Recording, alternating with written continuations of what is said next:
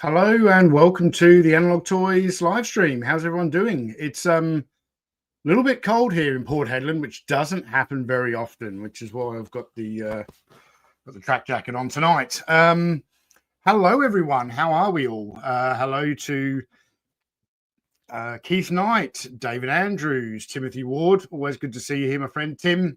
Thank you so much for all the reels you keep putting on the Facebook page. The engagement on the Analog Toys Facebook page is insane. We need to have a chat about that sometime. KBA has a really good comment here. He says, okay, I'm looking at the thumbnail and please tell me they didn't just give the Desert Scorpion the same effing weapons as the Alley Vipers. Yes, they did. Last call with Troy Pacelli. Good to see you here, sir.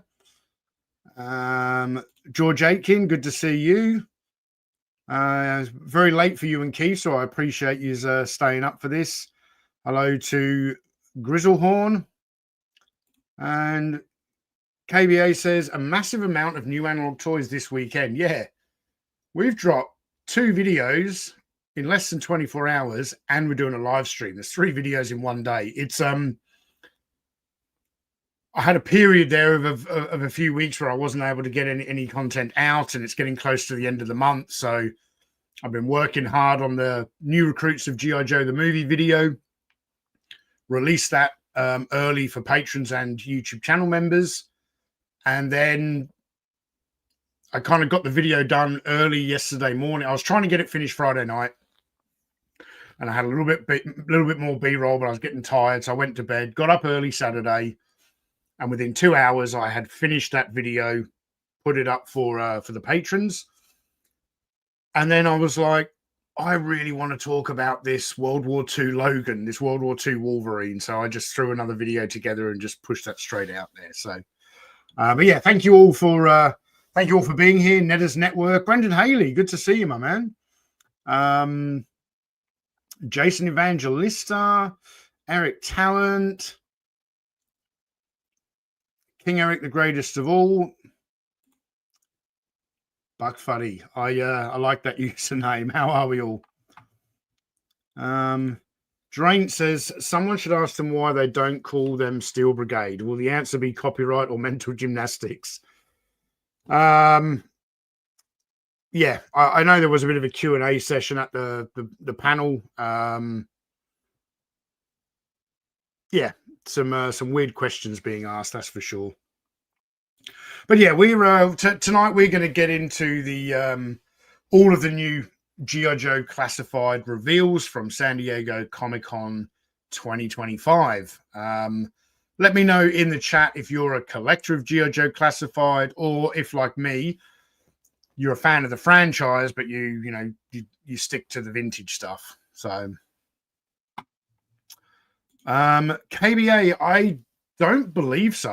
I could be wrong. I'm certainly no. I mean, if you're talking Marvel Legends, anyway, I'm not.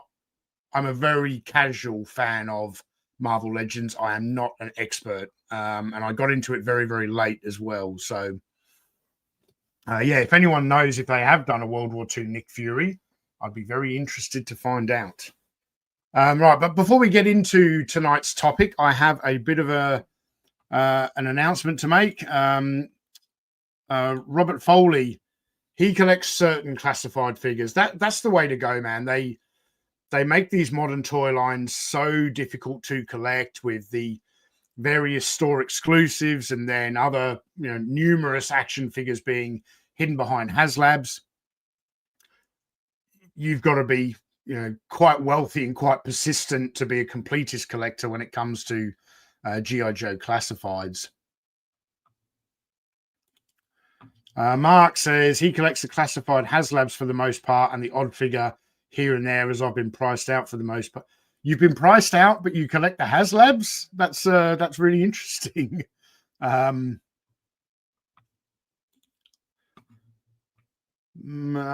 do not want to mispronounce your name. I'll just call you Mr. Mabane.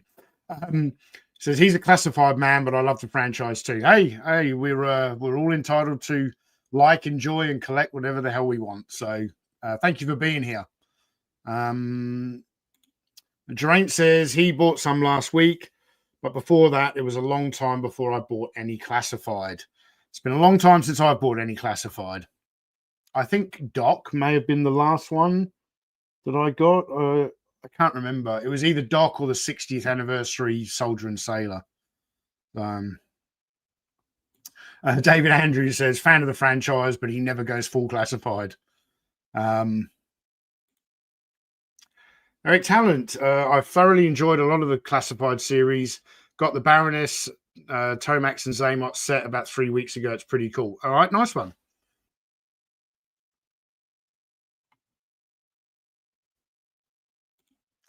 George Aitken has a few of the classified vehicles, 2 Stingers, a Hiss, and a couple of Snake Armors. George, you got the HasLab Hiss tank? Or are you talking about classified series or the retro collection? I didn't think you were a classified guy, George.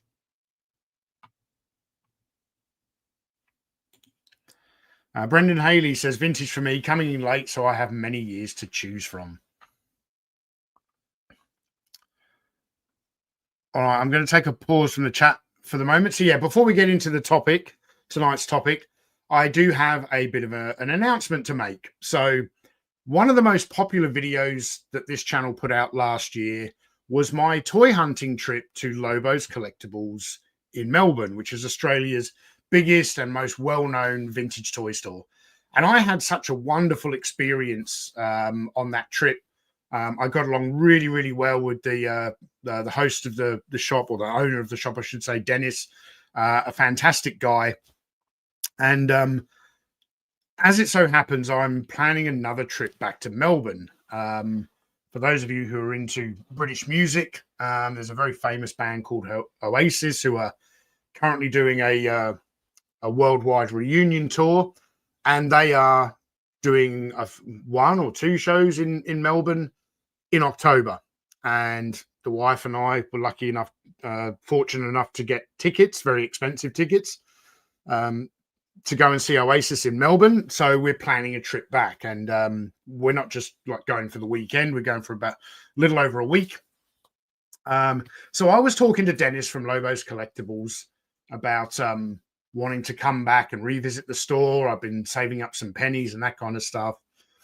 And he has suggested, and I agreed with him, that it would be great to hold an in-person event at the store, kind of after hours, for fans of Lobo's, Analog Toys, and people who just want to hang out with some like-minded collectors for a few hours.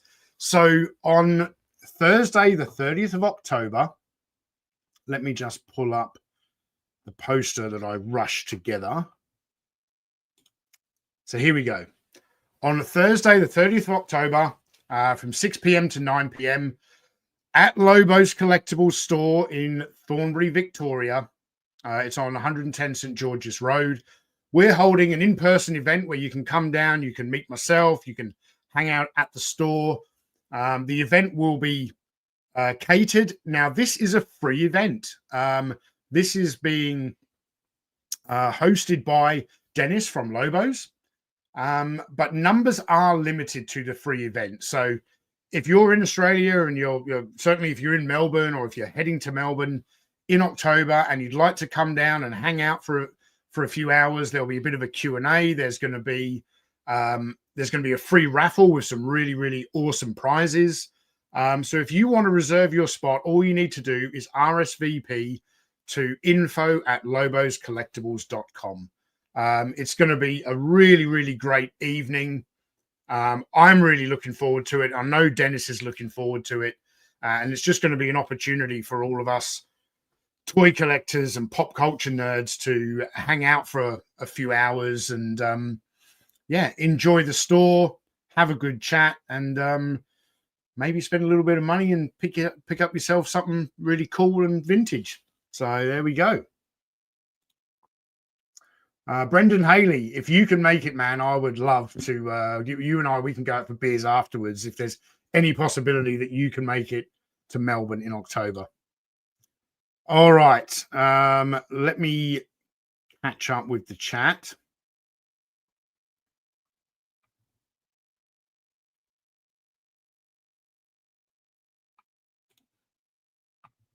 Robert Foley is waiting for the classified Law and Order to go with my childhood vintage of Real American Hero Law and Order. Is it Law and Order's already out, isn't he? Have you just not been able to acquire him yet? What's the deal there?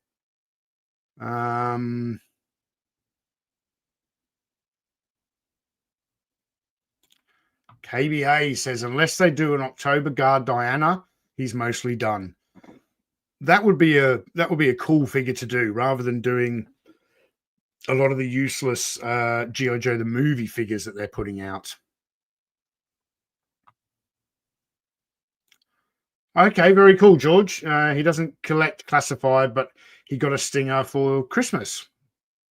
Very nice. Mark Riddell said, I did buy all of the movie collection figures from Super 7, Jinx, Falcon, 2 Royal Guards, and Once a Man Cobra Commander. Great figures, would highly recommend. Are they the 7-inch tall cartoon styled figures? That's the one, King Eric the Greatest of All.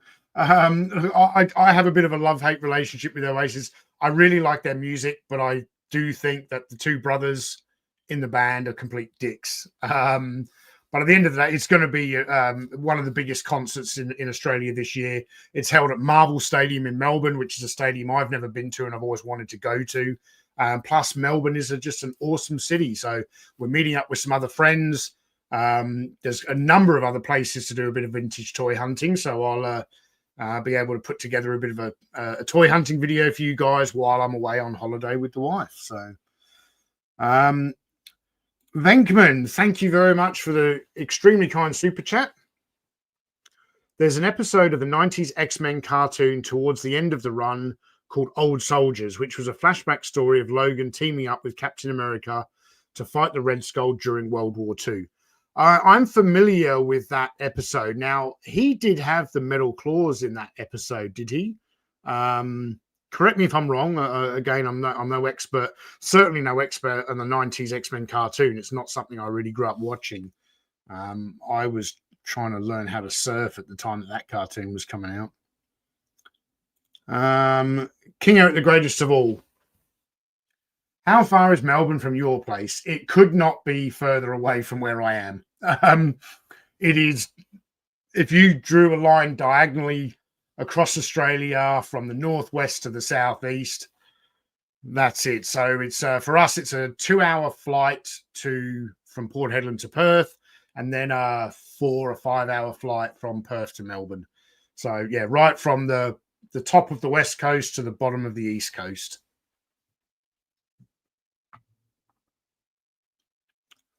Oh, cool. Venkman says Nick Fury and the Howling Commandos also have a brief cameo in that episode, by the way. Good to know. Yes, familiar with that, KBA. Avengers had Earth's Mightiest Heroes, had World War II Logan and Cap's backstory as well.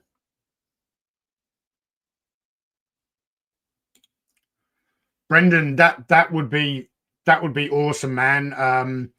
Hey, let's jump on the phone later today. We'll have a chat and we'll work some things out. I'm going to be in Melbourne for like 10 days, 10 or 11 days. So, we can certainly do the, I'd love it if you come to the in-person event at Lobo's, but let's find a bit of time to just, go out and have a few beers, just the two of us as well. That would be long overdue, my friend. I've wanted to meet you for a long time. Drew G says, what's up, Tony? Hey, Drew, how are you, man? Matt, I was speaking to David Andrews earlier, and my brain was thinking it was Drew G here in the chat, but it's obviously not. David Andrews is not Drew G. That's my brain. Netta's Network, thank you, sweetheart. She says, like, share, subscribe, become a member, leave a comment. Bless you. That's very, very kind of you to say.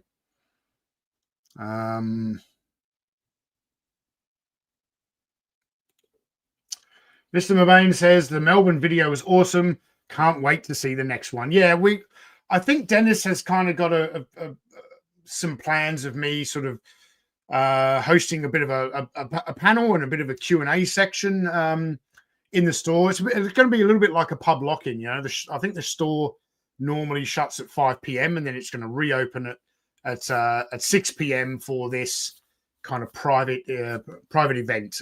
He's got a number of guests he wants to invite, but as I said, yeah, numbers are limited, but we want to make this a completely free event. This is not a money-making exercise. Every person who attends will be given a free raffle ticket, and there'll be a few really cool prizes given away on the night as well. I'm not going to announce what those prizes are yet. I want to give away at least 3, and I've only kind of got the first one locked in, but stay tuned. There'll be more info, and I'll probably do a promotional video as we get closer to the date itself.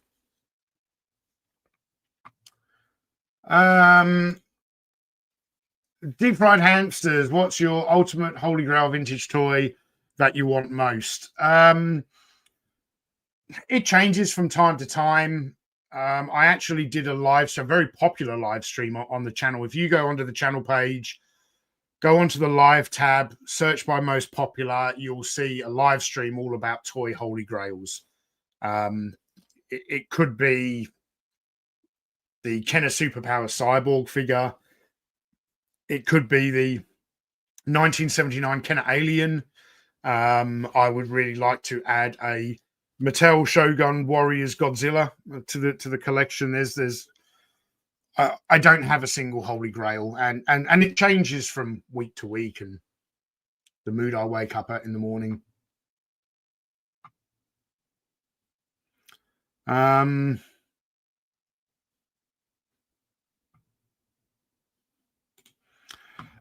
Possibly Geraint, because you can probably get one flight there with us having to fly to Perth first and then change, and there's always a big gap between those flights. It can actually take quite a long time to travel there.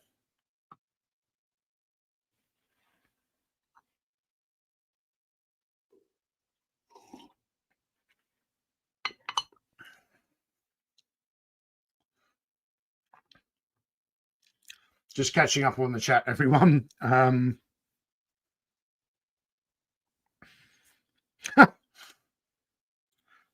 at the greatest of all. Hopefully the USSS flag is one of the prizes. I don't have one to give away, my friend. I've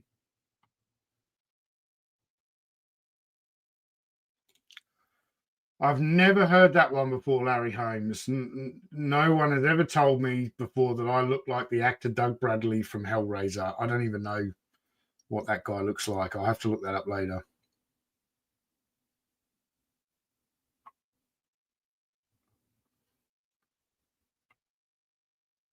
All right, let's get into tonight's topic, where we're going to discuss the G.I. Joe Classifieds reveals from San Diego Comic-Con 2025. And first up, we have Short Fuse and Steeler in a 2-pack. I really like that the Hasbro, that the G.I. Joe Classified team are doing more of the original 13 Joes. They were calling them the green shirts. The green shirts are like the generic Army, G.I. Joe Army guys from the cartoon. I don't refer to these. To me, these are the original, some of the original 13. I don't call them green shirts. But yes, most of the characters in that wave were dressed in different shades of green. But I really like this set. I'm not a huge fan of when the classified team put out a vehicle driver that doesn't have the vehicle. Like by putting Steeler out now, that's telling me that you're never going to do a Mobat as a HasLab, or even a Mobat at retail. But I like I like this pairing here. I like that Short Fuse has the glasses.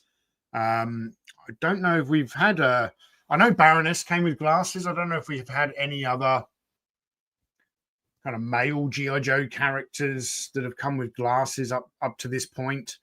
But the highlight in this set for me is the mortar. It is a little bit silly that they created this weird frame for him to carry the mortar on the backpack.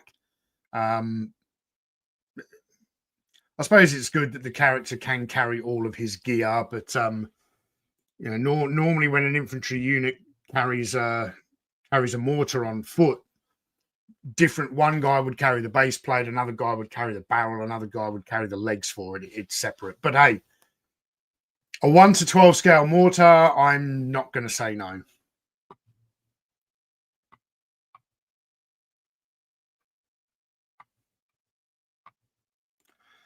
Last call says, actually, Analog Toys, Larry's not wrong. You do kind of look like Doug Bradley, even when he was much younger. Well, who's Doug Bradley?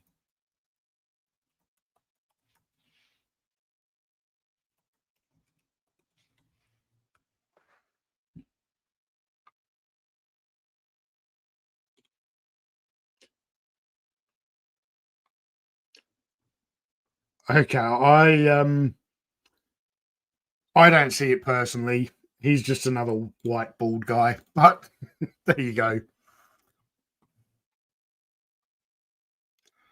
Ah, Mark, I wasn't aware of that. This is a Target exclusive. That's no good at all. But yes, Drew. I know a lot of people want to collect the first 13. Thank God they came out with the retro Stalker, because the original Stalker they did was terrible. I still don't like the face sculpt though.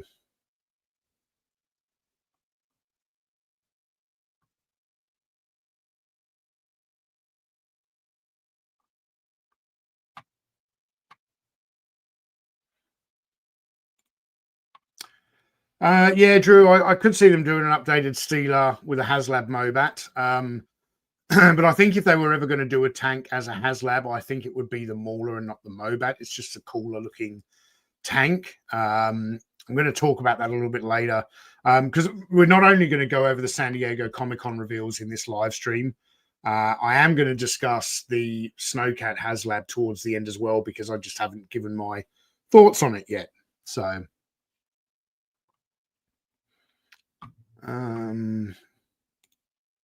yeah, and the first photos that popped up, Geraint, were photos of the dude when he was old, currently old.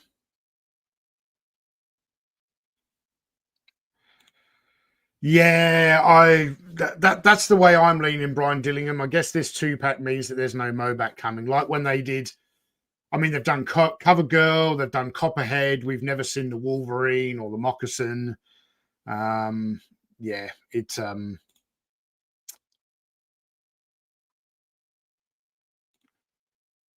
rifle and machine gun are terrible. Now, that rifle, was that the one that came with Recondo?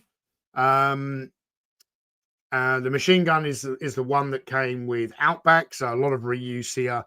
Obviously, the Uzi, now Steeler did come with an Uzi back in the vintage line, and of course, you know, that weapon was also issued to Snake Eyes, so I don't have any kind of issue with them reusing that particular weapon. But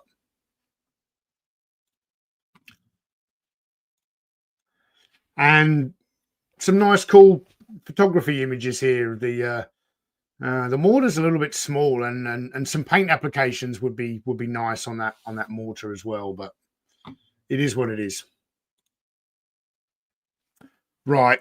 What the hell are they calling this guy? The Ghost Viper or something? And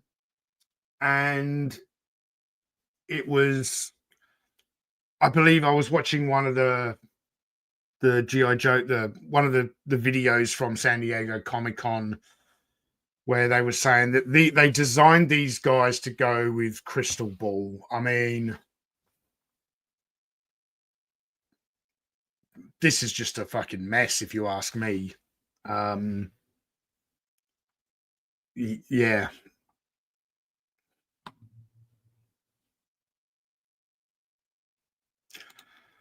Mark says, well, next year's HasLab will be a Cobra. Yep, absolutely, because they go 1 year Cobra, 1 year G.I. Joe, like so. So a Mobat HasLab would be at least many, many years away. Yeah, and I also think now that they've done a ground vehicle for each team and an air vehicle for each team, I think the next 2 HasLabs are most likely going to be waterborne vehicles. So possibly the Moray Hydrofoil, something like that. I'm trying to think of a good G.I. Joe water vehicle. I don't think they'll do the whale. I just think that's too big. for classified. I mean, if they're doing the his tank at like, what's that, $325? Sorry, the snow cap at 325. The whale is going to be a $700 item, and no one would have room to store it anywhere.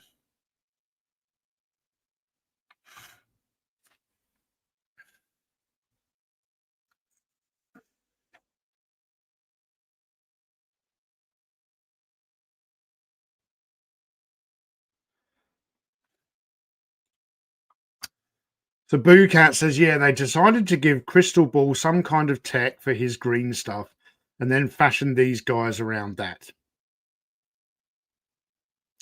Okay.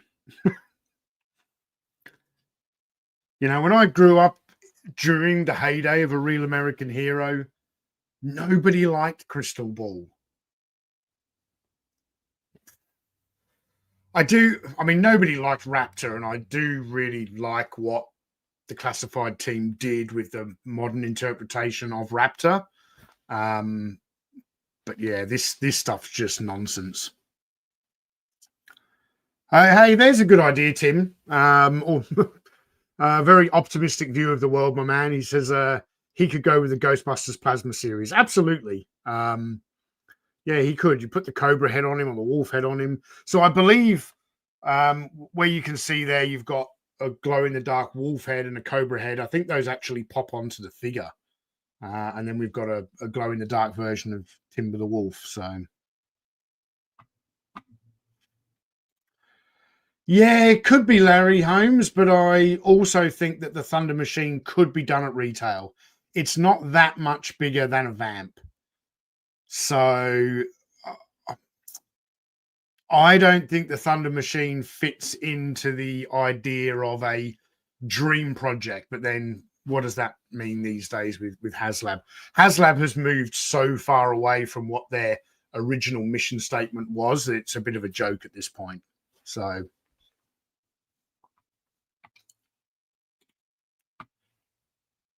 KBA, spot on, my man. Crystal Ball does not need his own Vipers. Bilto Polito. With that Viper, they are now taking ideas from Monster Force, not only Valaverse. Yep. Yes, Moonlight 47. That is supposed to glow in the dark.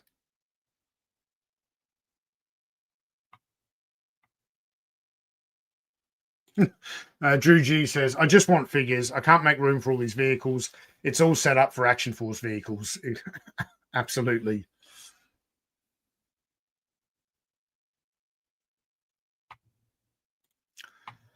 Good question, Jeff Morris. I don't know why the wolf's green. He glows in the dark. Apparently, he's a ghost wolf. Yeah, this is just a whole bunch of reused parts made to glow in the dark.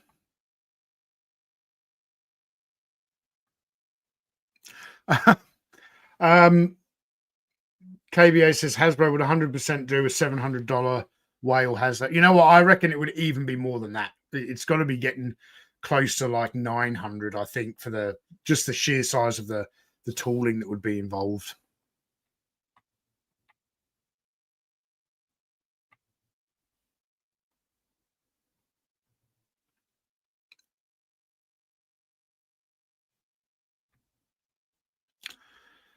Chosen One says, do you completed original G.I. Joe, vintage G.I. Joe original 13? No, I don't have. I've got most of them. There's a few. I don't have. I don't have Hawk. There's a couple that I'm missing. I've got most of them. But when I really got into G.I. Joe, I had missed that original wave. I really jumped in around. I mean, we were getting stuff at a different point in time in the UK. But what would have been 1985, what the G.I. Joes that were released in the US in 1985 is kind of that's where I stepped onto the G.I. Joe train in childhood. Those figures: Flint, Bazooka, Lady J, version 2 Snake Eyes. That's where I jumped onto the G.I. Joe train in childhood.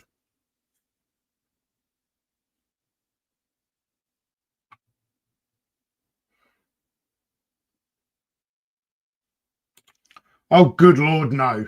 Oh, no, I don't want to. I do not want a glow in the dark desert rat. That's for sure.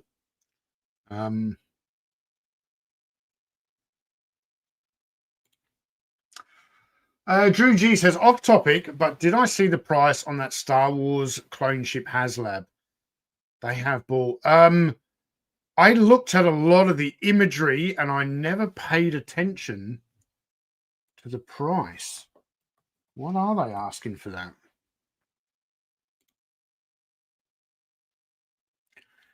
Jesus wept, $450. Damn. I think that one might struggle to get across the finish line.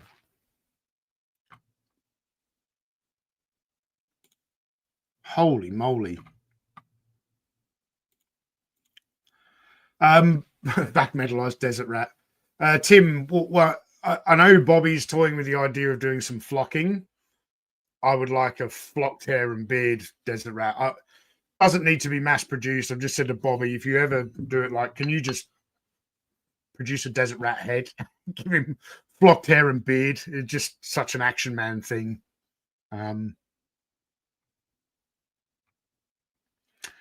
Alan Dawson, good to see you, man. He said, evening all, just got in from work. Well, I know it's late there. I hope you had a safe and prosperous evening at work, and I'm glad you can be here to join us now.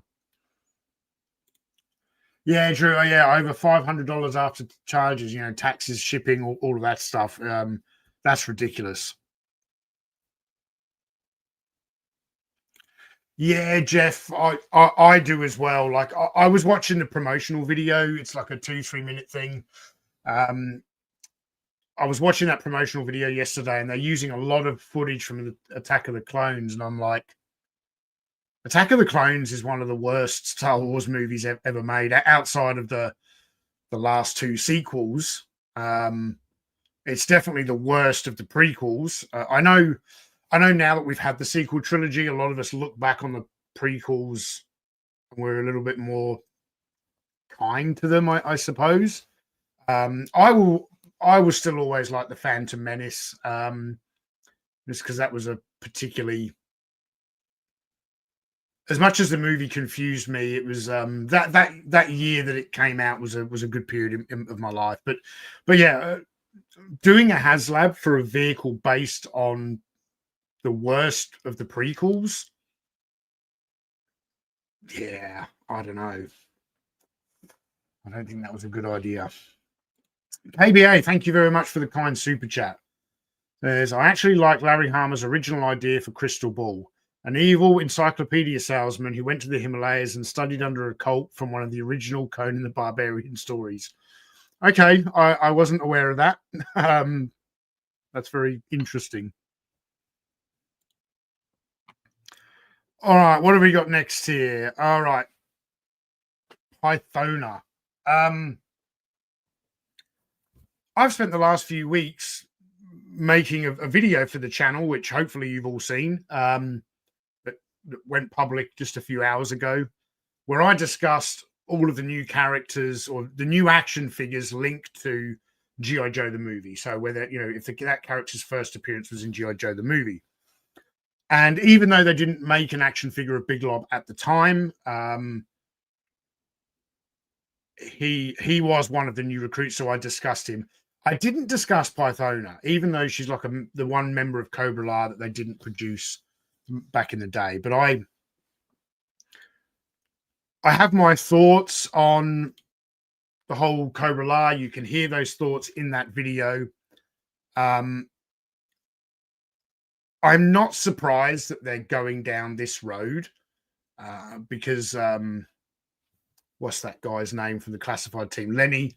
Lenny's he likes all the weird shit, this stuff and the dreadnoughts and all that kind of thing. They've already done Nemesis Enforcer, renamed as Nemesis Immortal. Pythona, and then he said in one of the San Diego Comic-Con videos that I saw that he would love to do a Globulus, but this stuff just isn't for me. I mean, it wasn't for me back in 1987 either. As a matter of fact, I want to share with you a moment a recent comment on the New Recruits of G.I. Joe the movie video.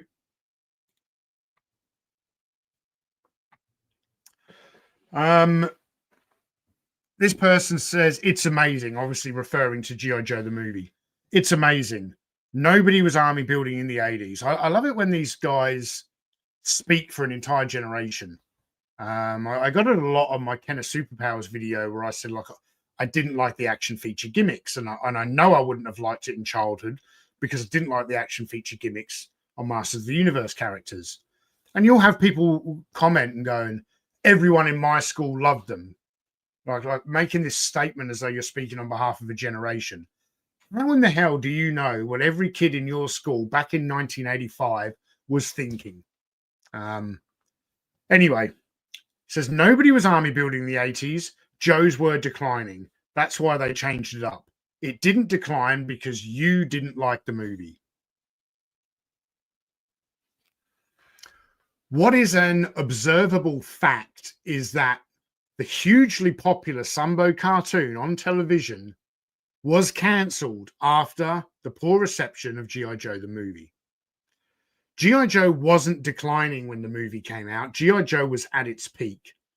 They had produced a fucking 7-foot-long aircraft carrier just 2 years prior.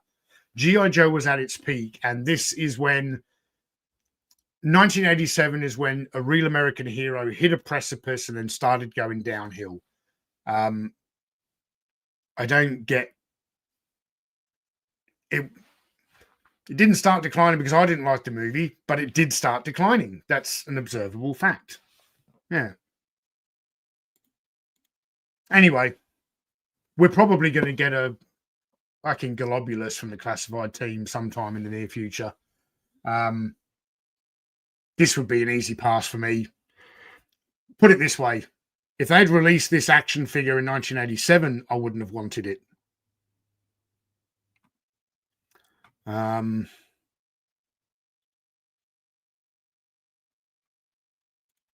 Yes, Chosen One. I have seen the new Medicom Mafex Classic Punisher. What are your thoughts on the figure? Yeah, it looks kind of cool. I'm not going to be picking it up. But yeah, it looks good. I had my first Mafex experience this year with all those Terminator figures I bought in Japan. A big fan of what Mafex do. I think I probably prefer their more movie accurate type stuff as opposed to their comic stuff.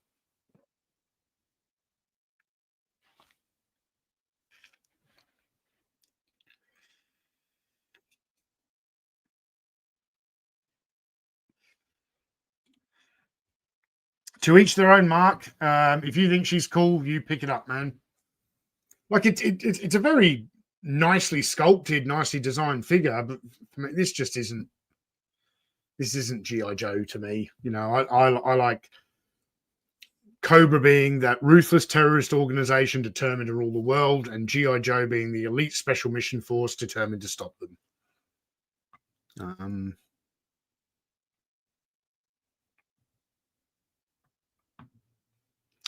Chris LaRusso says he just finished watching my G.I. Joe the movie video right before the live stream started. Perfect timing. Excellent. Yeah, I put it out a couple of hours before so that people had time to watch it before this stream went live.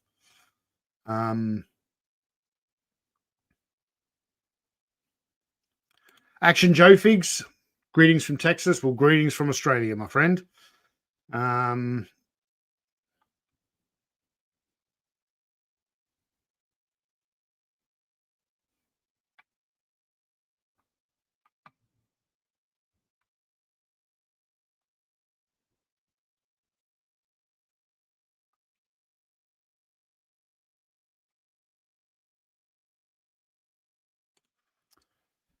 KBA says apparently Hasbro's original idea for Pythona was as Serpentor's bride, and she looked like a female version of him. The art is pretty impressive. Okay, that's interesting. I didn't know that. Steve Giblin, 100%, man. He said he was totally army building as a kid. My dad got me a bunch of the grunt figures. Yeah. Where when this guy says, hold on, I'm going to swap it out. Nobody was army building in the 80s. When YouTube commenters try and when they try and speak on behalf of an entire generation to use that as an argument, they're clearly delusional. Now, I'm telling you, there's a lot of us in childhood that probably didn't army build just because our parents wouldn't buy us action figures that we already owned. That doesn't mean we didn't want to, but I was certainly army building in the 1980s when it came to Action Man. And when you take a toy line like Palitoy's Action Force, where it was SAS Team, Z Force, you had the 4 different factions: Q Force, Space Force, SAS Force, and Z Force. One of the reasons that line was so popular is because each unit was like building an army. All the guys were uniformed. That's what it was all about. Yeah, the guy's crazy.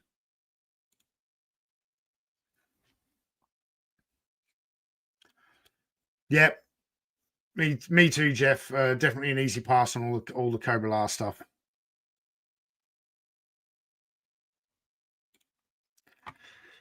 Probably get Globulus around this same time next year or something. Yeah, I've got a feeling that Globulus is going to be next year's San Diego Comic-Con exclusive. We'll see.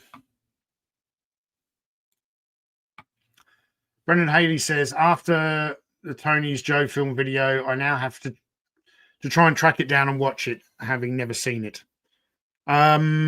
It's available on YouTube, man. If you just search G.I. Joe the movie, I can't remember what channel it is, but you can. I think there's more than one channel that has it posted on YouTube. You can just watch it on there.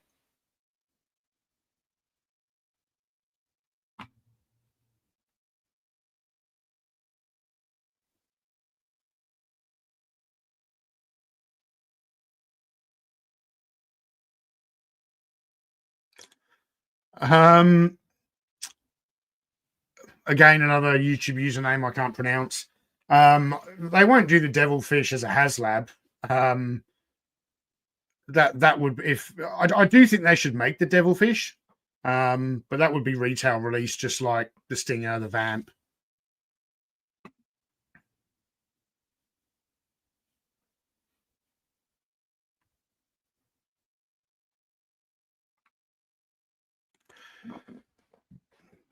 Excuse me. Action Joe Fig says he grew up with G.I. Joe Adventure Team, and thanks to my videos on Action Man, he got hooked. I'm picking up a big lot of Action Man this week. Awesome. Yeah, I have a huge amount of respect for the G.I. Joe Adventure Team of the 1970s. I wish I had more of them in my collection. I've only got a couple. I've got the Yellow Helicopter and I've got a Land Adventurer, and that's probably about it.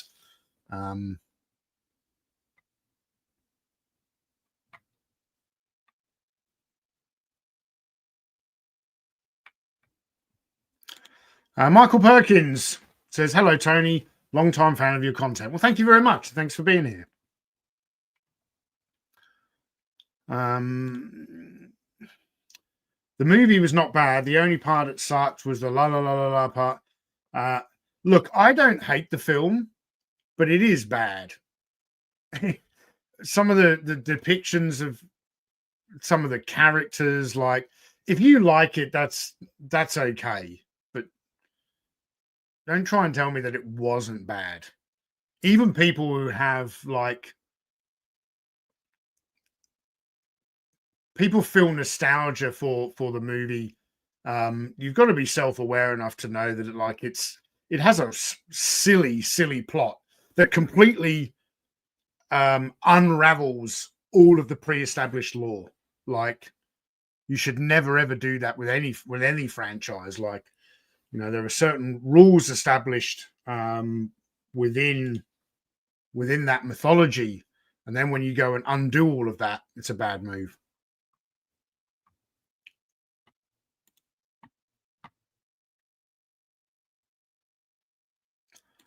Cobra Emperor, what do you mean? I can't wait until we get a Desert Rat in the new Action Force line. There is a Desert Rat in the new Action Force line. You're talking about another version? I'm not sure what you mean. I gotta stop umming. I realise I do that way too much. Cripper Fox has been a member for 22 months. Thank you very much for being here.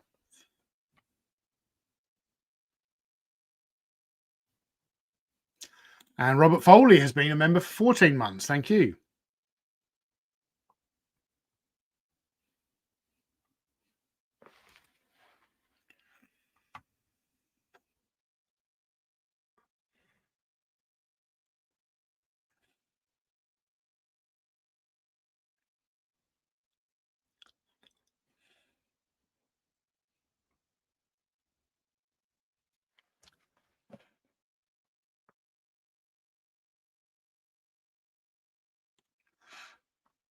Action Joe Fig says, Tony, I am super excited about the potential for Action Force 1944. Can you imagine Axis and Allied figures? Wow. Yeah, look, I'm really excited for Action Force 1944 as well.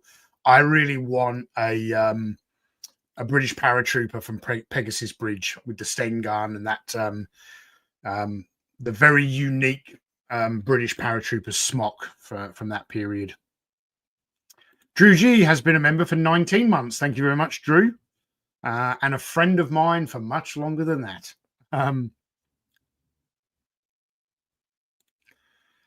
Cobra Emperor. Yes, I did know that, but you didn't mention O-Ring in your original comment. So when you say the new Action Force line, I think you talk about Valorverse as a whole, because the old Action Force is the Palatoy one.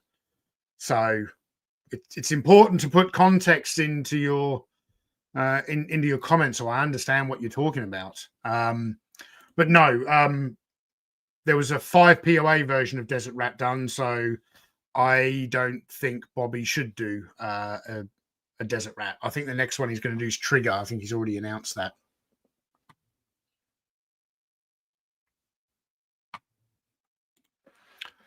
What am I vaping? It's strawberry watermelon. Laya Convoy, good to see you here, my man. KBA has been a member for 22 months. Thank you for being here. And Venkman has been a member for 20 months and a supporter of the channel for much longer than that. It's always a pleasure to see you here, Venkman.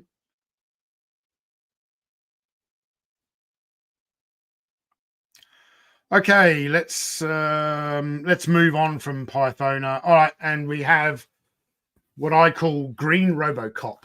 I've always singled out sci-fi as that moment when G.I. Joe didn't quite jump the shark, but they were putting on the water skis. Look, I think this is a very good interpretation of sci-fi, but not for me. Yeah, I see Chosen One there saying, nah, pass. Yeah.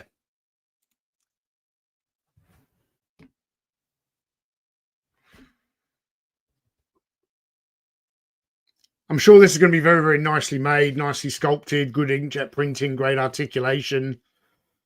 It's just not a design aesthetic that appeals to me, just like the original figure didn't.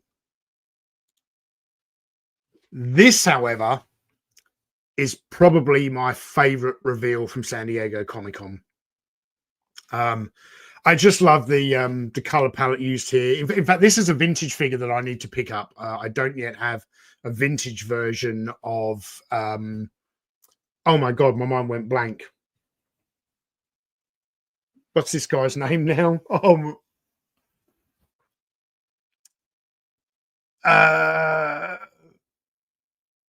someone remind me who this guy is. Someone in the chat, wetsuit. Thank you. Thank you. Yeah, I was thinking Torpedo. He was the original GI Joe sort of scuba diver. Yeah, I love the color palette here. The face sculpt looks great, and we don't just have the digital render here. We've got some photography, and this just looks terrific. I'm sure this will be one on the wants list of one Scuba Pete. That's for sure. Yeah, the combination of the teal and the orange. I like this guy. I really like this guy a lot. Deep Fried Hamsters says, greetings from the UK. Where in the UK do you originate from? I am from West Sussex, not far from the city of Brighton. Actually born in Shoreham, which is 10 minutes away on the train from Brighton.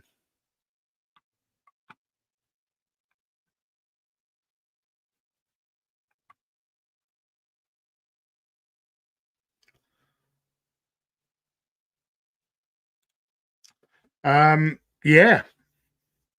I'd much rather have Flash and Grand Slam as well.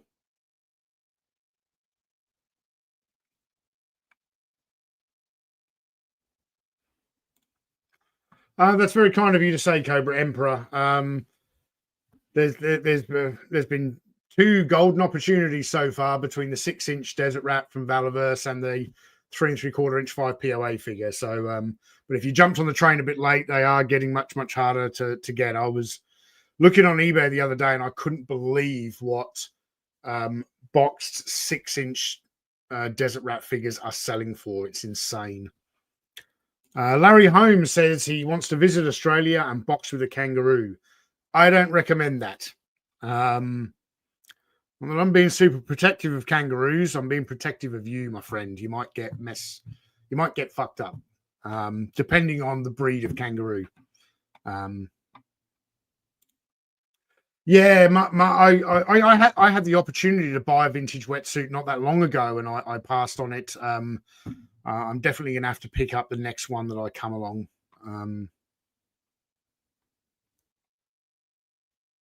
Everyone's saying wetsuit. Yeah, I just had a mental blank, folks. I'm very familiar with who this character is. Just sometimes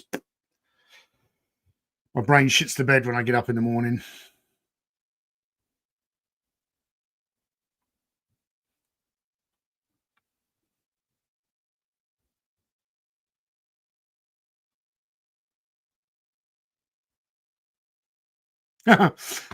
Sancho says he's only buying the classifieds that he had as a kid, but he had almost everything. So there you go. Obviously, they are putting out a lot of classified figures that we never had, or characters that we never had in childhood, and different versions of them as well.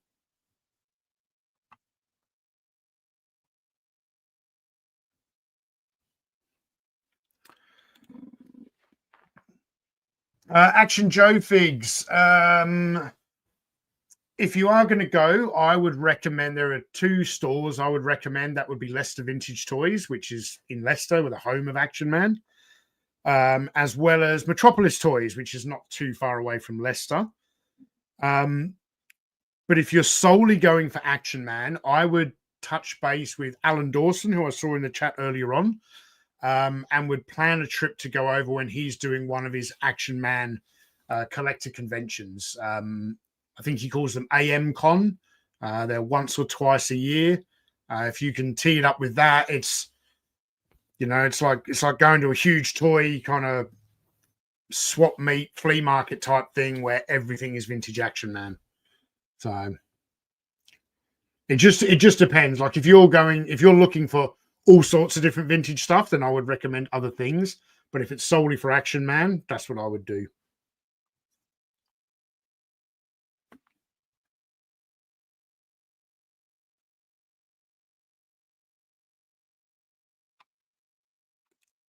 Geraint says he's pretty sure he has 2 boxed Desert Rats, so quite a lot of box Action Force. Not for sale, but hate to think of the aftermarket prices I'm sitting on. Yeah, they're crazy prices. Some of the older release stuff. Not just Desert Rat. He's not a special character. Special to me, but not everyone. But yeah, so some of the like and any figure that wasn't that hasn't been reissued, um, yeah, they're worth a pretty penny these days.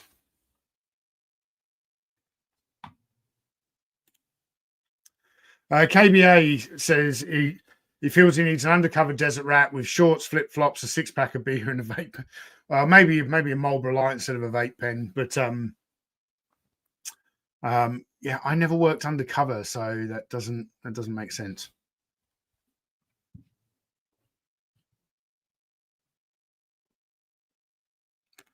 It's very kind of you to say, George. He says his box desert rat is personally signed by me, and it ain't for sale at any price. Right, next up we have another new creation from the G.I. Joe team that they call the Grim Viper. So much like the Ghost Viper announced earlier, this is where they've done like a heavy weapons version of the Range Viper. Looks kind of cool.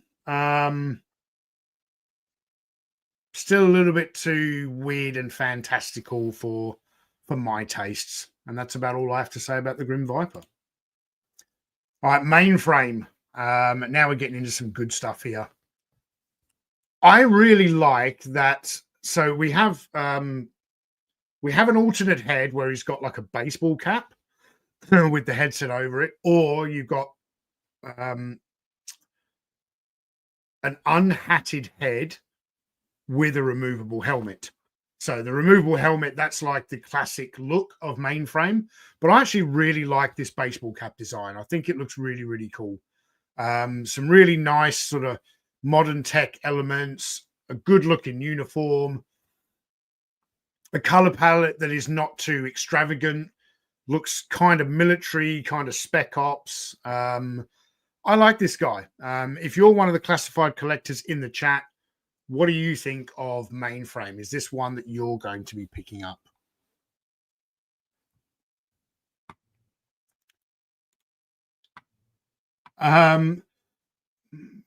Bilto Polito says that looks like Crossbones of Marble, talking about the Grim Viper. Yeah, it does a little bit. Yeah,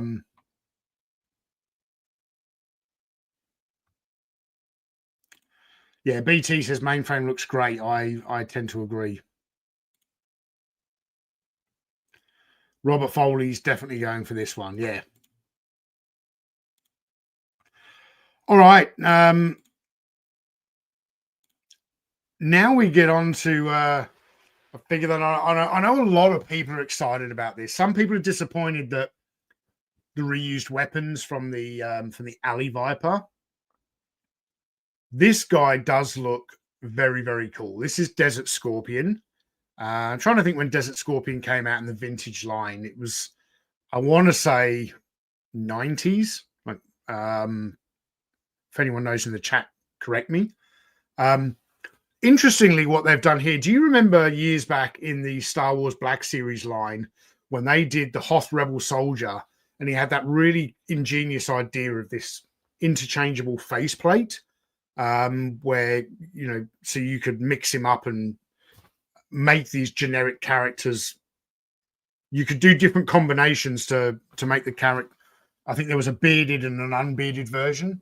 Well, this one here, rather than a completely different head, we've got this kind of helmeted head where you can take the mask and it's like a faceplate that pulls off, and then you put the bearded face on underneath. Interesting concept. I hope it's executed as well as what they did in the Black Series all those years ago.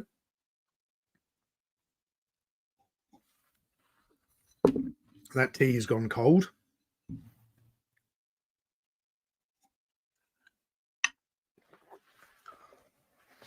I'm loving the look of this guy.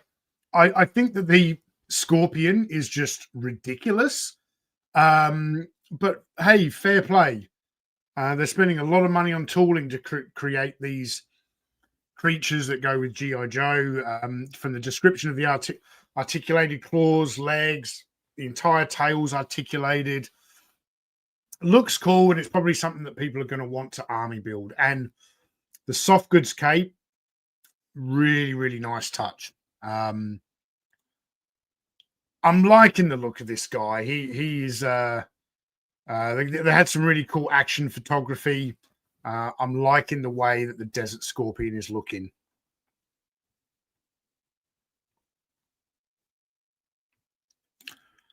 Yeah, Mark loves this fig. Is that Scorpion from Mortal Kombat? Yeah. Billy Butch is a hard pass. Okay. Yeah, I do agree. BT, very lame guns for the Desert Scorpion.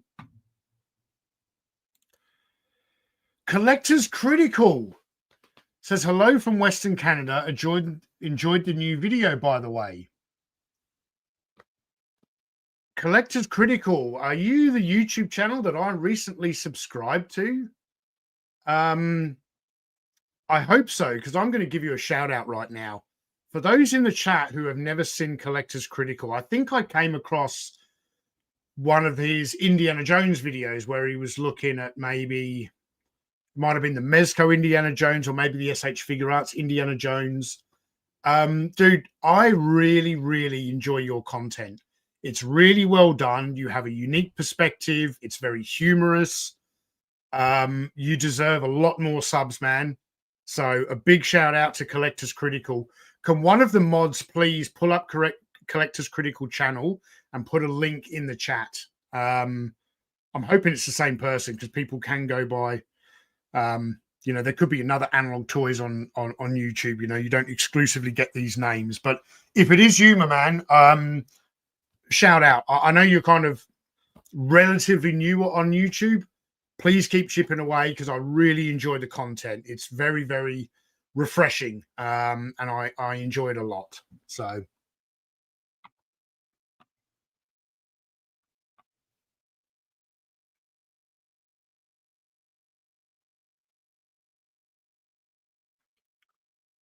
Catch up on the chat again.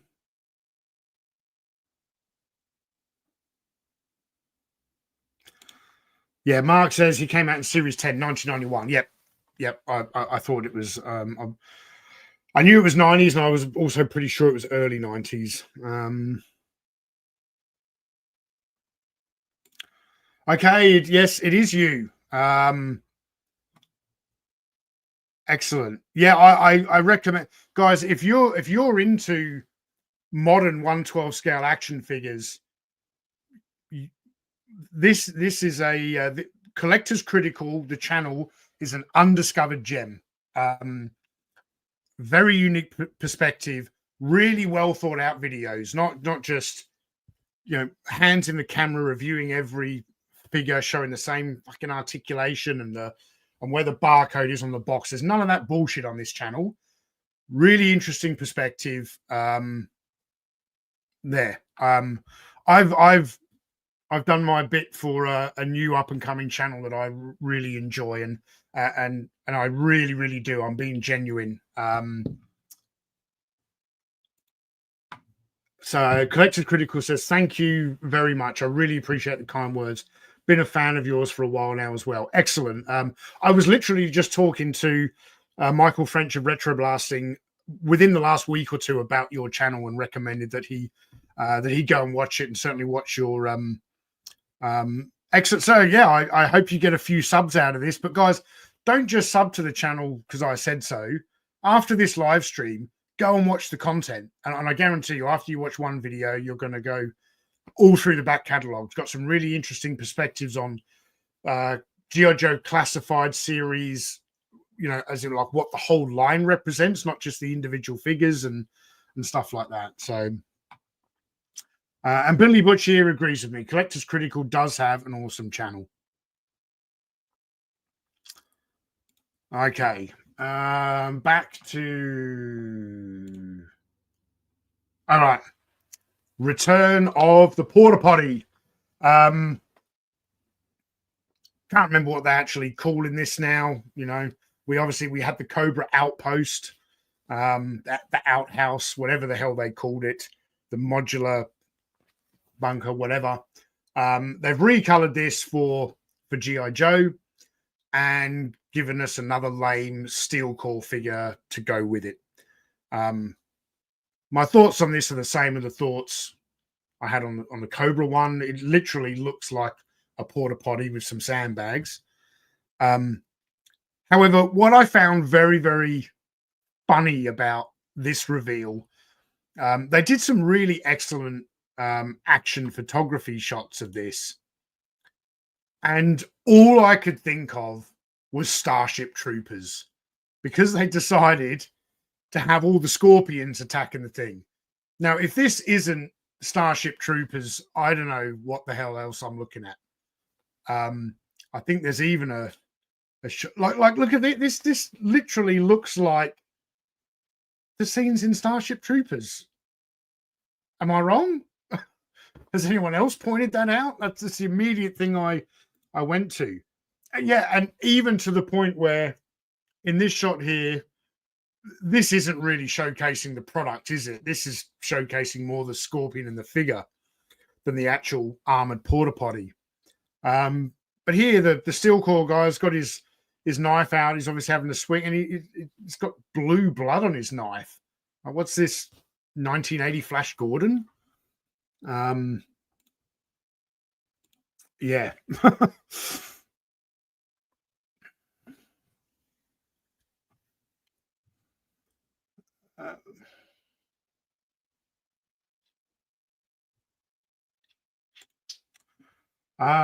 Action Joe Fig says Retro Blasting is an excellent channel. I truly enjoy his video and perspective. Yeah, look, Michael is a dear friend of mine. I've said it before. This channel wouldn't exist if it weren't for Retro Blaster, and it certainly wouldn't exist in this form. I was inspired by Michael's great work to have a go at YouTube. 9 years ago, that it was the channel's birthday. 3 days ago, we hit 9 years on YouTube. I don't normally celebrate the channel birthday, but I probably will next year for the big 10th anniversary. Don't know what I'm going to do yet. I'll do something. Well, by lunchtime, just sub to Collectors Critical. I hope you all do. And as I said, don't just sub. Actually go over there and watch the content. Engage with the content. Leave a comment. Leave a like. Do all of that stuff that helps give a channel a boost in the YouTube algorithm.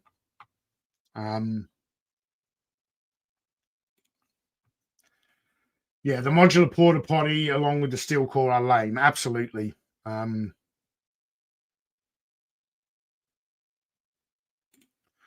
Morning, Greg. Good to see you. It's still morning. It's only 9 a.m. here on a Sunday. I was up very early this morning. As always, early riser. Hey, Chosen One, I wasn't saying that Starship Troopers isn't an awesome movie. I think it's a terrific movie. But yeah, this product photography that they've gone for here, this is Starship Troopers. You know, I'm sure the creative team at G.I. Joe and Hasbro, I'm sure they were aware of that when they were, or certainly the photographer was when he was commissioning this. Like, you know, they've got at least half a dozen of these Scorpions trying to climb up to the top of the porta potty there. And yeah. Yeah, absolutely, Drew. It's like they got the base of a watchtower there and never gave us the actual machine gun parapet that's supposed to go on top.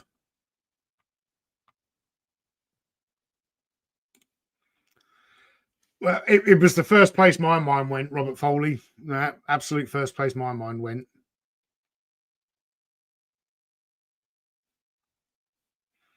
Yeah, Jeff Morris. This is why you never use a porta potty in Arizona. I can see why.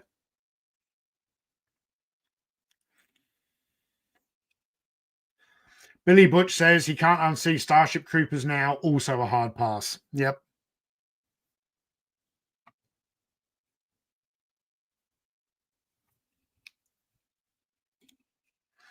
%, BT. Michael French is a no BS kind of guy. If you want raw, unfiltered honesty, he's the man to speak to.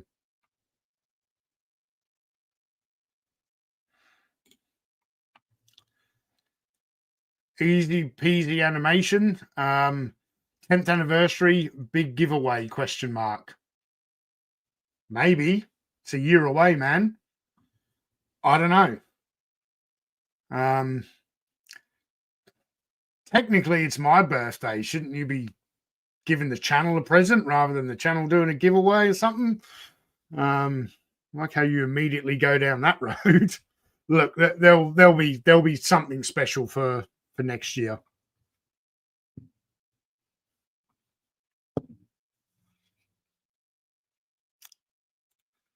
Well, damn. Alan Dawson says, for the channel's 10th birthday, you should come to the UK for the Action Man 60th anniversary AM Con. When is it, Alan? When is it? Yeah, I don't know. I'm not saying I won't come over for the 60th anniversary, but I don't think Action Man's birthday deserves to be celebrated on its own, as does the channel. I don't think we should mix the two. Action Joe Fig says his small channel was inspired by your channel, Tony. Having been collecting vintage 12-inch Joes since the 70s, you inspired me to share my collection with others. That's awesome.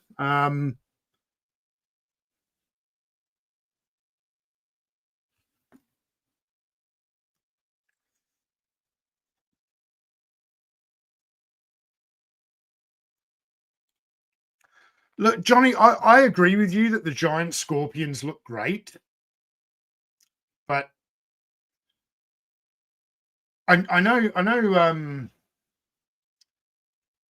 The original G.I. Joe lore for me, you know, the characters had served in Vietnam, and I know there were ninjas and stuff like that.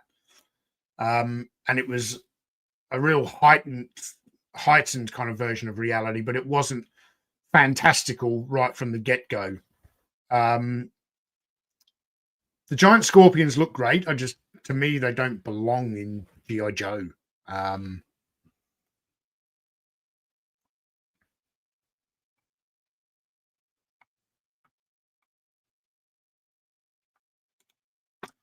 Michael Perkins is heading to Japan next week. He's asking if I saw much Gutcha Man or Battle of the Planets merchandise. Yes, there is loads of it over there. Absolutely loads of it. Check out all the Mandarake stores. Do a trip to Akihabara if you can. Do a day trip or spend a day in Akihabara, walking around the entire kind of shopping district there in Electric Town.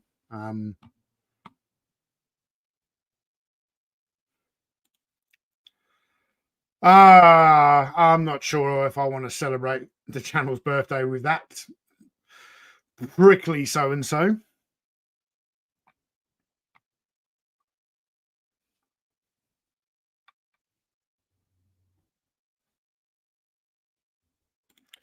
Yeah, 100% BT. It is perfectly clear they favor Cobra, and that's the designer Lenny.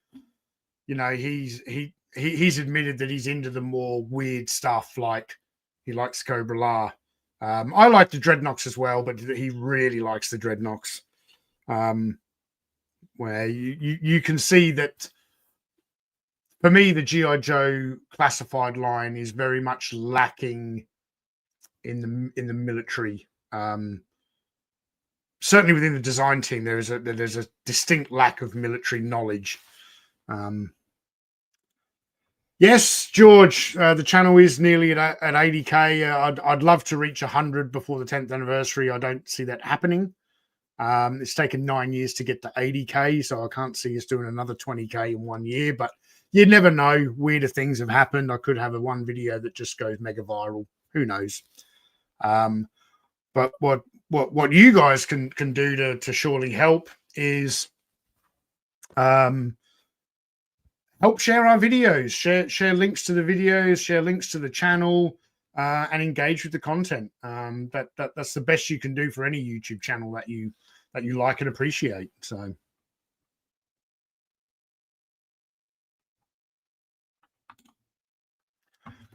All right, moving on from the Starship Troopers porta potty, we got some name only reveals. So I'm not surprised they're doing Lifeline. I'll be interested to see how this figure comes out. A bit of a no-brainer, I think, for them. You know, it's a color, a character with a very unique color palette. He's really going to pop on a display shelf. yeah, hopefully they don't tone down the bright red. I think Lifeline should be bright red and white. To who the character is, I think this is a good choice. Night Viper, yep, I think he's another good choice for an upcoming classified figure.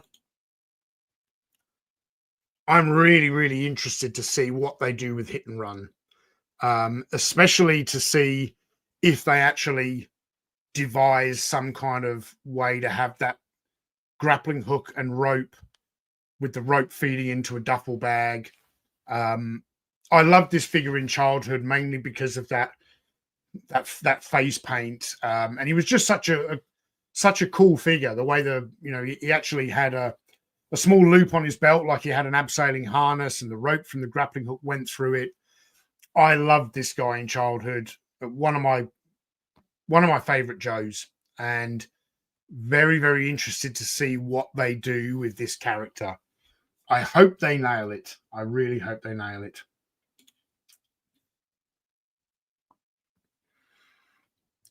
Couldn't really care less about this guy. But again, wasn't a figure that we got back in the 1980s. There have been a couple of versions of this figure. I only mentioned one of them in my recent video about G.I. Joe the movie, where there was an O-ring version of the character released as a Collectors Club exclusive in 2010.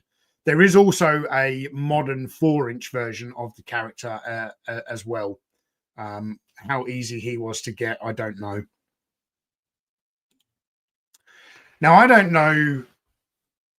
Surely there is a manager or editor, whatever you want to call it, at Hasbro who vets these presentations before they put them out. But did anybody notice that they misspelled iceberg? That's not how you spell iceberg.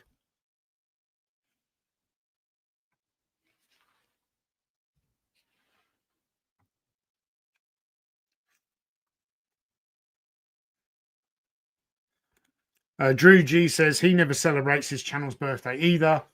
Maybe at 5 I'll do something. Yeah, look, to be honest, I forget every year. I don't have it marked off in the calendar, and it's every year without fail that Tim Ward kindly reminds me by normally posting something on the Facebook page on my behalf. And I got a very, very nice surprise when he did that the other day. And there was an outpouring of comments from supporters of the channel. It was very, very nice of you. So thanks for doing that for me, Tim Ward. I do appreciate it.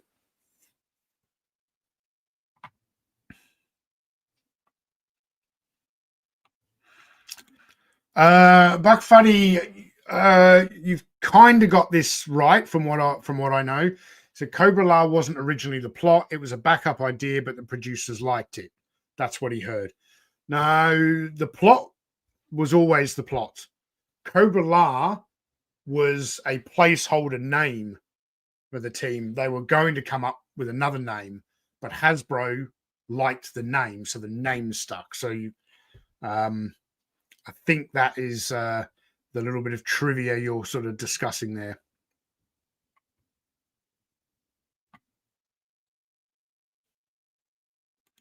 Yes, KBA Hit and Run was awesome. Jamie Howson was very excited for Big Lob, complete the Rawhides. Yes.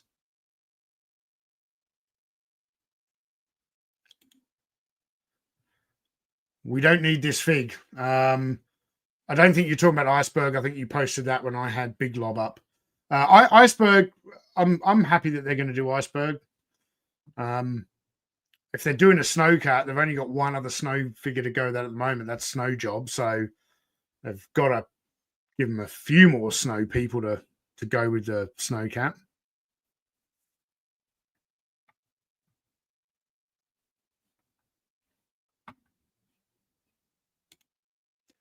Billy Butch is looking forward to Lifeline and Iceberg.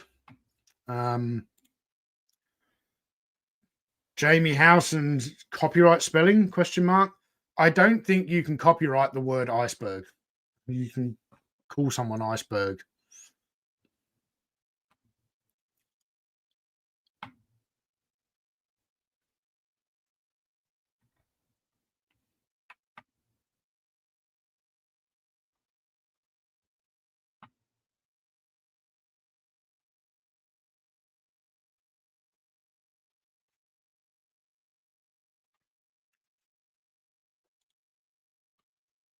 Yeah, we need him for the polar team. Yeah, I'm sure that's why they're doing it. They're trying to bolster those Arctic ranks to help entice people to back the HasLab Snowcat.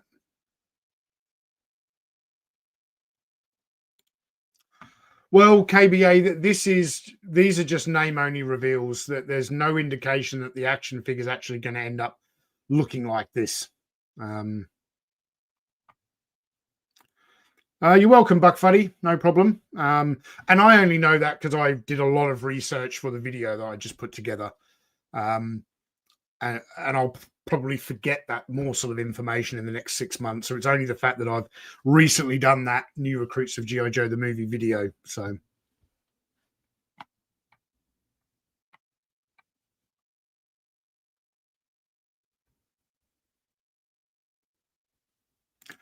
yep. Collector's critical, spot on. G.I. Joe is at its best when it focuses on military. SDCC got strange. It really did. Easy Peasy Animation says, your videos kept me going in some dark times. I animate and create art. I'd happily donate anything for your anniversary, man. The comment was based on my jealousy of your Action Force collection. Hey, it's very kind of you to say so. That and if in any small way my channel did help you in dark times, I'm glad that we're here for you, even if it's just a bit of a distraction from some of the shitty parts of real life,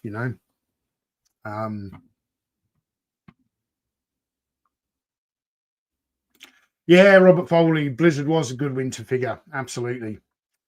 So, and speaking of winter figures, let's get on to the HasLab.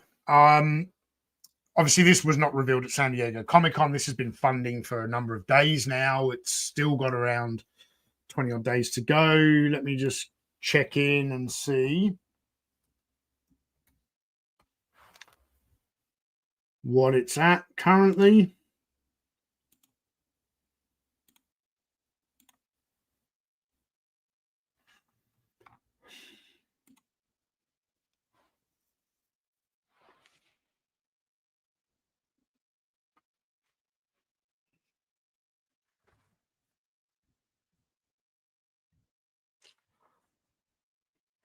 $7,000 and something. 7,361 backers with a target of 8,000. So look, it's probably going to fund. It's still got 19 days to go. $325. But it hasn't been the runaway success that the 3 previous G.I. Joe HasLab campaigns have been. And I think it really comes down to 2 aspects. The first one is that the snow theme is very unique, and there aren't a lot of other Arctic characters in G.I. Joe that have been released so far. So you can't really world build with it. I'm sure they're going to do a lot more Arctic stuff to go with this. But I think the other thing is that this isn't all that much bigger than a vamp. It's bigger, sure. But realistically, I think if they did away with all of the add-ons, did away with the lights and sounds, simplified the design a little bit, this could be a retail item for $180. And I think my fellow collectors know that. This is not a dream project that could never be put out. I really think that's what hurt this particular one. The Dragonfly and the Rattler, you'll never see those at retail. And even the Hiss Tank to a degree, like when they did the HasLab Hiss Tank, it wasn't a 1/12 scale version of the original toy. Like, it was made a lot bigger, room inside for characters, and also the very, very first HasLab as well. I think this looks nice. but it just wouldn't have been my choice for the first GI Joe ground vehicle that's under the HasLab banner. I still really think they should have gone with the Mauler. I think if they had have gone with the Mauler, this would have not only funded by now, but that it would have unlocked at least one, possibly two of the stretch goals. I like the look of Frostbite. I do believe there's some reuse here from Snow Job, definitely in the arms. But the sculpt looks good. I like the alternate head with the watch cap and the headset. The rifle looks good, and the coffee flask is a nice addition. So a classic GI Joe character and a very solid interpretation in the 1 to 12 scale.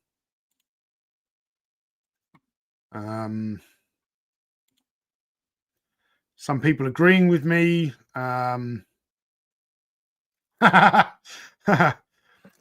Robert Foley, they didn't do patches as a tier, so that hurt it. Yeah, those patches with the Rattler were a dumb idea. Yeah, Mark, the Arctic theme limits its appeal, cost, and space.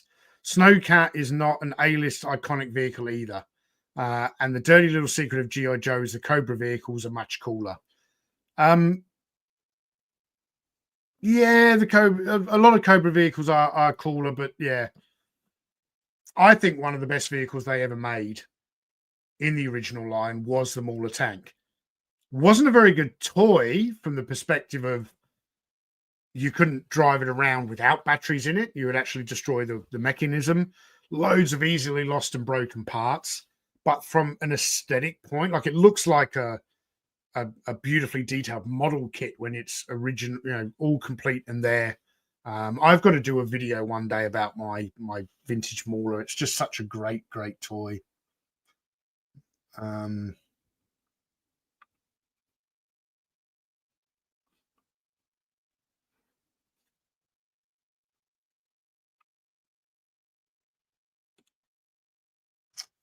Will Newman says they should have released the Bivouac separately and in green, just like the one released in 1984. In reality, the Joes will die in that Arctic version. Yeah, they will. I'm sure they have plans to release it like that. The original Bivouac set is such an iconic set, and often people. One of the smaller, more simpler G.I. Joe battle stations, the smaller play sets they did in the 80s. But often I did a video about all the G.I. Joe battle stations, the vintage ones. So, Checkpoint Alpha and the Cobra Surveillance Port and the Cobra Bunker and all those small play sets that they called battle stations. And the Bivouac was one of them. And I remember the comments on that video, people were talking about how much they liked the Bivouac toy in childhood. And I think they are missing a golden opportunity. If they put it behind a HasLab paywall, does it mean they can't re-release it in another color anymore? I don't know, but I think they would have been better off coming out with the Bivouac in OD green as opposed to the armored porta potty that they've come out with. So.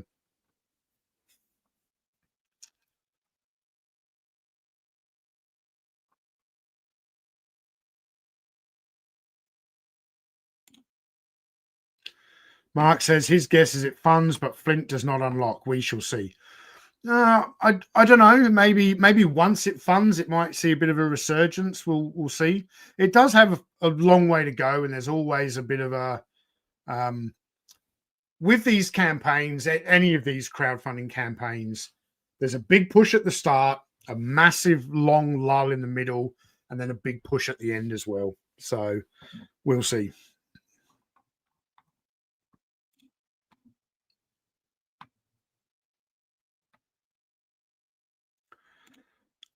Massively. The Mauler would have been improved with a third hatch on the turret, and I can guarantee you that they would have done that with the HasLab version. So,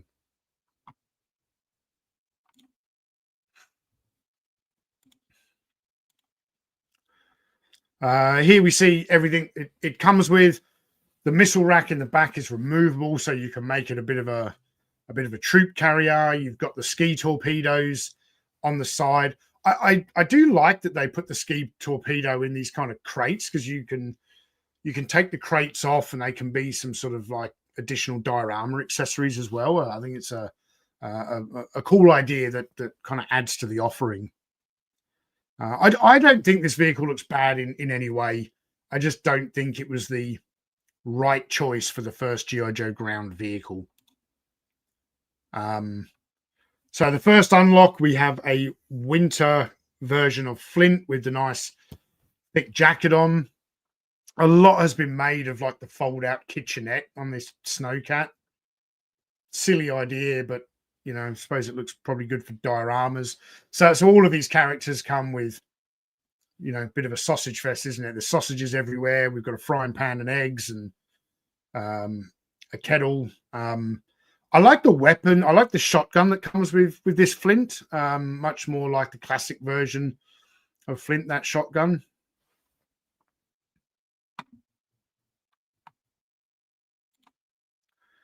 And the bivouac. This is probably the highlight of the offering for me. And I think it's a real kick in the teeth to G.I. Joe Classified fans that this set has been hidden behind a HasLab paywall. We need 12,000 backers to get this, when this could easily be sold at retail for 30, 40 bucks. And they would fly off the shelves, I'm telling you. Do this in OD green and, yeah, people would buy a bunch of them.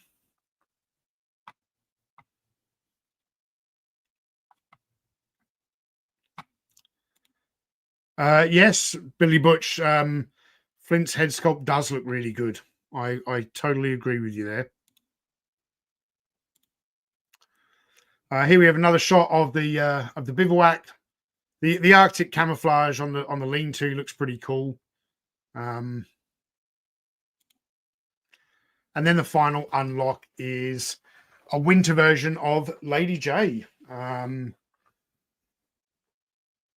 that's that. We're kind of at a wrap for the presentation. So unless anyone has any questions, I'm going to wrap things up shortly. I've got some chores to do around the house and stuff like that. KBA, wink, wink. You know what I'm saying. Yeah, Flint's break open pump action shotgun. That was just the G.I. Joe Classified design team asking people to say, hey, make fun of us, please. We want people to make fun of us.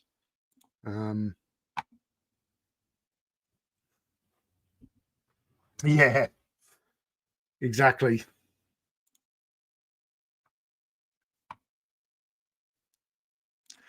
Chosen One, you must have joined late. That was the first reveal that we discussed right at the start of the show. So yeah, unless there is any questions, I'm going to wrap things up. But for those of you who joined late, I would like to remind you that on Thursday, the 30th of October, if you are based in Australia or anywhere near Melbourne, Victoria, I'm going to be returning to Lobo's Collectibles, Australia's biggest collectible toy store, where we're hosting like a I don't know, private event is probably not the right word because it's not private, but we're going to be hosting a get-together. There'll be a bit of a Q&A. There'll be a bit of catering. There's going to be some raffle prizes. It's a completely free event hosted at Lobo's, very kindly hosted by the owner, Dennis. Numbers are limited. I think it's limited to 40 people. But it's a completely free event. You don't have to buy tickets. You won't have to buy a raffle ticket to be in with a chance to win one of the giveaway prizes that I'm putting together. But because of space and things like that, we can't have it. You know, we can't fit 100 people in there. So please, it's a case of first in, best dressed. Send your email to RSVP. RSVP to info@loboscollectibles.com. It's on Thursday, the 30th of October from 6 p.m. to 9 p.m. at Lobos Collectibles in Thornbury, Victoria. Just a great opportunity for a bunch of like-minded toy collectors to hang out and have a chat and enjoy the evening. So there we go.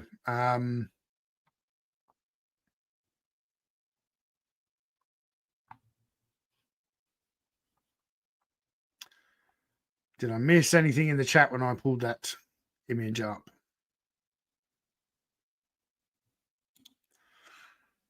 Easy Peasy Animation. I hope I'm pronouncing that right. I think it is Easy Peasy Animation. Tony, thank you, man. That was fun. If you ever want to talk about some art or animation, hit me up. Will do, man. Thank you very much. Thank you, Corey. Very kind of you.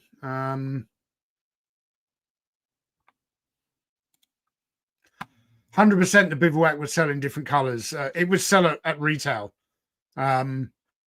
It's the kind of thing that like Valorverse Action Force fans would buy even if they don't collect classified, and anyone who's into 1 to 12 scale military stuff, they're going to be buying it. So thanks, KBA. I don't know that I'm going to live stream all of the announcements or whatever, but there you go.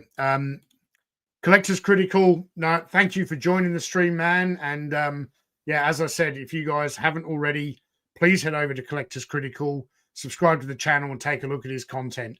If you like this channel, you're going to like Collectors Critical. All right, I'm going to wrap things up there. I hope everyone enjoys the rest of their weekend. You have a good week, and I will see you in the next video. I'm not sure what it's going to be. There's a few different ones on the docket, and probably won't be G.I. Joe, since I put out a G.I. Joe video today and then did a G.I. Joe live stream. Probably won't be Star Wars. I think I've done a lot of Star Wars content lately. Maybe it's time to return. I've got a video idea for Masters of the Universe, but it could be something else entirely as well. So, but yeah, the best way to ensure that you don't miss out on all of our future content is to subscribe to the channel by clicking the button down below there, and then hit the bell icon and select all, so you get all notifications of when we release content here on the channel. All right. Take care, everyone, and I will see you all in the next video. Cheers.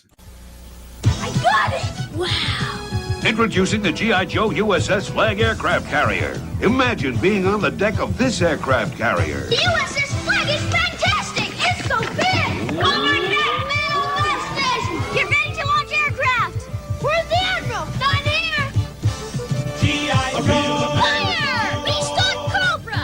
Yo, Joe! G.I. Joe USS Flag aircraft carrier comes with what you see here. Other figures and equipment sold separately from Hasbro.